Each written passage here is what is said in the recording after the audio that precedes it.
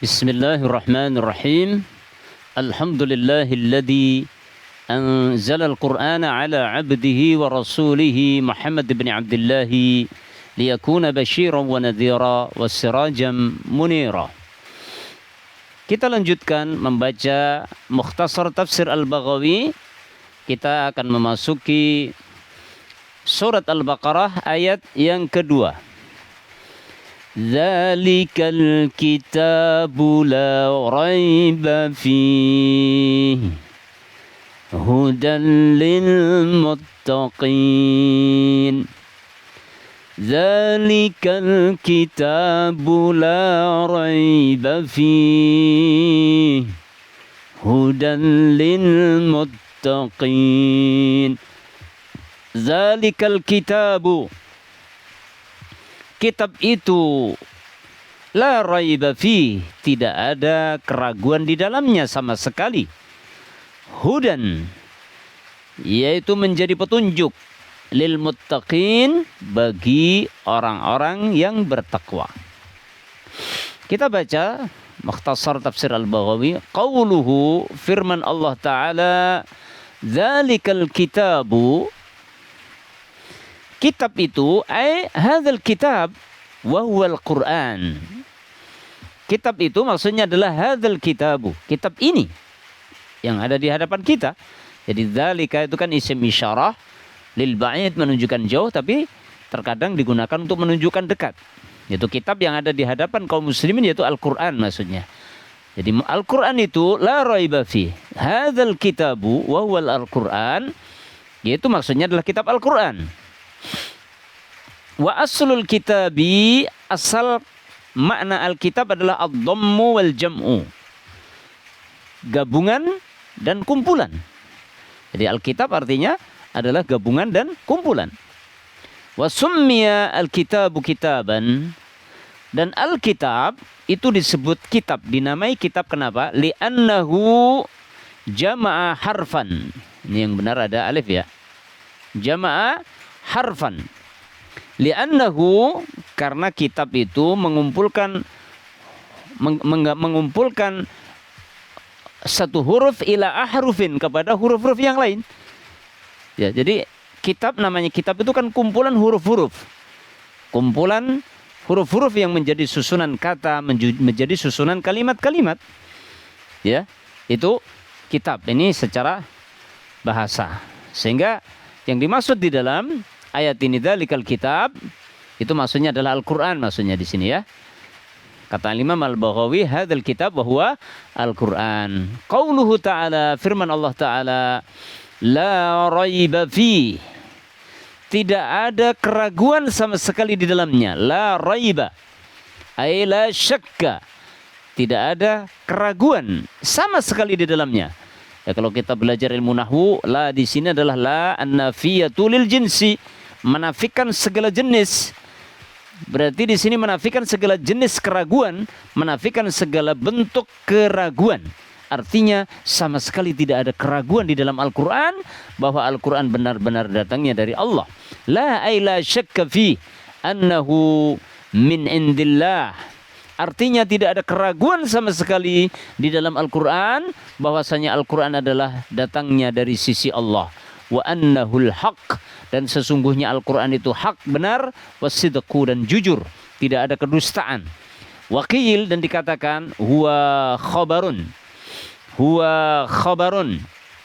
bima'na nahi, ya, bahwasanya la raiba fi itu adalah khabar. Khabarnya mubtada, mana? Dzalikal kitabu la raiba fi, itu kan mubtada khabar. Dzalika mubtada, al-kitabu badal, kemudian khabarnya adalah la raiba fi. Ya. Akan tetapi di sini dikatakan waqil, dan dikatakan huwa khabarun bima'na nahi. Itu khabar, informasi yang menunjukkan makna larangan. Artinya apa? Ai la tartabu fi. Artinya janganlah kalian ragu, meragukan Al-Qur'an. Dzalikal kitabu la raiba fi. Alkitab itu, kitab ini, kitab Al-Qur'an itu tidak ada keraguan di dalamnya. Tidak ada keraguan, maksudnya janganlah kalian ragu. Al-khabar bimakna nahi katanya. Berita di sini maksudnya adalah merupakan larangan maknanya. Dan ini biasa di dalam bahasa Arab, al-khabar bima'na al-insya, al-khabar bima'na amr, al-khabar bima'na an-nahyi. Sehingga ayat ini menjelaskan bahwasanya Al-Qur'anul Karim tidak ada keraguan sama sekali di dalamnya, sehingga tidak usah ragu. Janganlah kalian ragu. Ya, sebagaimana kita tahu bahwa Al-Qur'an diturunkan oleh Allah melalui Jibril kepada Nabi Muhammad SAW. Di antara bukti kebenarannya adalah Nabi Muhammad itu adalah seorang nabi yang buta huruf, Nabiul Ummi, nabi yang buta huruf, la yaqra'u wa la yaktub. Nabi Muhammad SAW itu tidak bisa membaca, tidak bisa nulis, buta huruf. Sementara ayat-ayat Al-Quran yang beliau sampaikan itu di dalamnya isinya adalah kalimat-kalimat yang indah, kalimat-kalimat yang sempurna, yang orang Arab yang paling pandai di dalam berbahasa Arab di saat itu mereka semuanya takjub, terkagum dengan kebagusan dan keindahan dan kesempurnaan tata bahasa Al-Quran. Dan itu mustahil kalau yang membuat Nabi Muhammad sallallahu alaihi wasallam.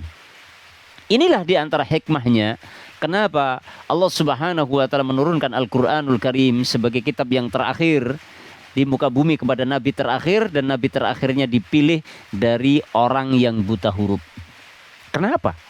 Allah ingin menunjukkan mukjizatnya. Makanya Al-Qur'an adalah mukjizat yang paling a'zam. Mukjizat Allah yang paling besar adalah Al-Qur'an. Karena kemukjizatan Al-Qur'an ini tidak bisa dibantahkan. Tidak ada yang bisa mengalahkan. Makanya di dalam surat Al-Baqarah nanti akan ada ayat yang mana Allah menantang orang-orang fusahaul Arab ketika turunnya Al-Quran agar mereka membuat tandingan surat yang menyamai Al-Quran. Sementara Al-Quran disampaikan oleh seorang nabi yang buta huruf, yang kalau seandainya nabi membuat sendiri kalimat-kalimat seperti Al-Quran, tentu dia tidak akan sanggup. Nah, orang-orang Arab Makkah khususnya, dari kalangan syu'ara ahli syair, orang-orang yang paling pandai, paling fasih bahasa Arabnya, jago bahasa Arab, itu tidak ada yang bisa menandingi. Dan mereka ahli bahasa Arab di zaman itu ketika turun Al-Quran, mereka semua terkagum dengan Al-Quran. Dan sebenarnya mereka ada benih-benih keyakinan di hati mereka, nggak mungkin ini yang buat Muhammad. Karena mereka semuanya tahu Muhammad itu buta huruf. Ya, Muhammad itu buta huruf, tidak bisa membaca dan tidak bisa menulis. Bagaimana mungkin dia bisa menyusun kalimat-kalimat yang begitu sempurna tata bahasanya, kalimatnya begitu indah, yang mereka tidak bisa menandingi keindahan bahasa yang ada di dalam Al-Quran. Inilah Al-Quranul Karim, benar-benar datangnya dari Allah, tidak perlu ragu.